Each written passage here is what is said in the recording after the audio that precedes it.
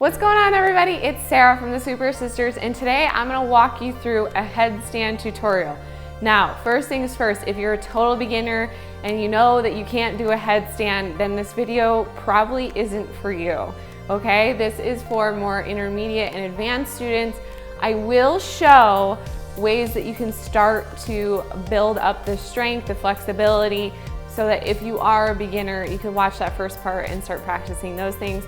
But when we get into the full headstand, if you're a beginner, please just practice on the other things first before you work your way into a full headstand. So the way that I teach headstand is all about control and actually building the strength up. I've seen it in a million yoga classes, or even people online will say to use the wall and kick up on the wall. You guys, you don't want to do that. You're not engaging your core. You're not learning how to properly do a headstand.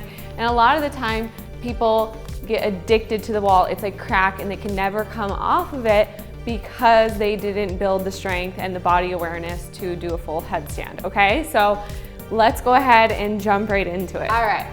So coming down to your mat, make sure if you're on a hardwood surface like me, you have a nice cushion mat. If you're on concrete or something like that, maybe you can get 2 yoga mats. Just make sure you're protecting your head because we will be using the tops of our head on the ground and I don't want you to hurt yourself. So let's start with the basics, okay? We're gonna do headstand prep. So this is for beginners. This is for anybody that's really not sure that they have the strength yet. I want you to work on this part first. So first things first, we're gonna start with the arm placement, the hand placement, all of that. And this is often done wrong. I'm sure you guys have seen it, I've seen it, where people's elbows are flaring out a ton. And over time, that's really stressful and straining on the shoulders. So in order to find the correct distance for you, you're gonna bring your elbows to the ground. You're gonna grab your shoulders with the opposite hand. So you're crisscrossing. And this is going to be the distance of where your hands are, okay? So make sure, like if you're really chicken winging it, it's hard, you can't even touch your shoulders, right? So bring the elbows right to the ground, about shoulder width, and grab the shoulders. That's your distance. From there, you're gonna interlace your fingers and you're gonna leave like a cup in your hand. So you don't want totally hands together. You wanna leave a little bit of space. And the secret trick is that you're going to stack your pinkies one by one, like right on top of each other, so you don't have one pinky that's being crushed on the bottom, okay? So again, grab the shoulders, hands come down, interlace the fingers, stack the 2 pinkies, leave a little bit of space. From there, I'm gonna turn.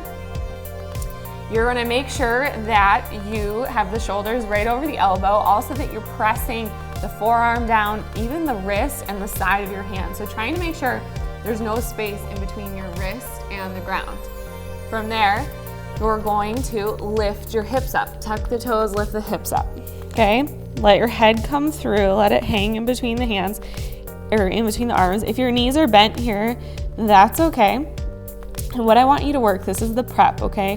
What I want you to work on, your head's not on the ground, it's up off the ground. You should be able to, you can look in between the arms, or you can look at the feet, okay? What I want you to do, notice here, I'm not letting myself sink into the shoulders, I'm pressing. So press the ground away, again, keeping that connection with the forearm, the wrist, the edges of the hands, pressing into the ground.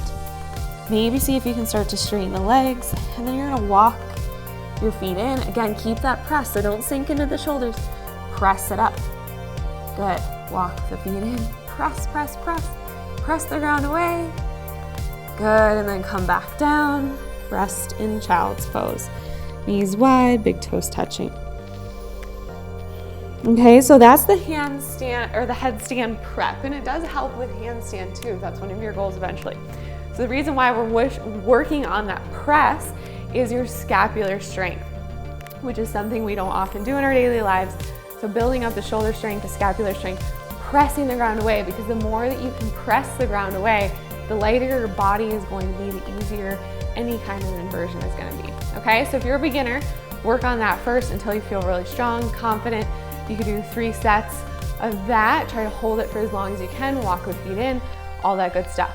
Now, if you're ready for the more intermediate advanced version, you can use a wall where it's behind you just in case you start to fall and you're afraid of going over, you can kick back over. But I don't want you to kick up onto the wall. We're gonna stay away from the wall a little bit, okay? And now, if you're falling, you want to just roll with it, okay? Tuck the chin in and roll, just let it like somersault, because a lot of the time people try to come out sideways, and that is going to probably mess up a shoulder, maybe tweak your neck, all that kind of stuff. So if you feel yourself falling, just tuck the chin into the chest and just roll with it, somersault out of it. Same setup for the headstand as we did before.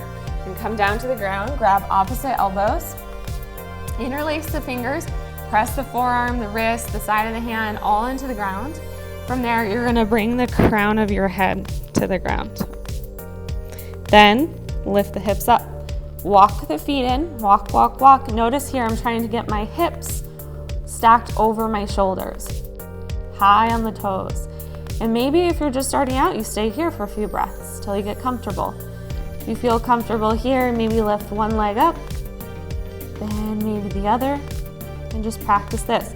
I want you to take each one of these as a step, and you're not moving on to the next step until you feel comfortable, okay? If you feel comfortable there, maybe both legs float up. Good, staying here, not rushing it, no rushing here. Then knees to parallel. Oh, there goes my mic, that's okay. So knees to parallel, look as my hips move back as I come up, okay? Hips right over the shoulders. From there, feet back, knees to the sky, and then extend all the way up. And when you come out, you're gonna do the same thing. Bend the knees come down, and then slowly come down to the ground. Rest in child's pose, really important here. Give your neck a little bit of a break. Get my mic back in place here. Extend the arms out. When you come all the way up, head comes up last. Okay, so again, each one of those is a step. You don't move on to the next step until you feel comfortable. And don't forget to breathe, okay guys? Again, I did this close to the wall because say I was gonna fall. For example, say I'm up in my headstand, right? I go all the way up here, my mic's probably gonna fall out again. But say I'm gonna fall, I'm like, oh no, the wall is here to catch me, okay? And then I can slowly come out. But I don't want you guys to just kick up on a wall. Use your core, keep breathing, learn how to properly engage when you're in a headstand. So hopefully you learned a couple of things about doing a headstand today. And if you like this video, be sure to share it with a friend who maybe is trying to work on their headstand practice. And I would love to see you in the Yoga Strength Fundamentals program, which you can click right over here to join, where we're gonna go through all the basics on strengthening and stretching to work into more advanced poses. So I hope to see you inside there, and we'll see you guys next time. Bye.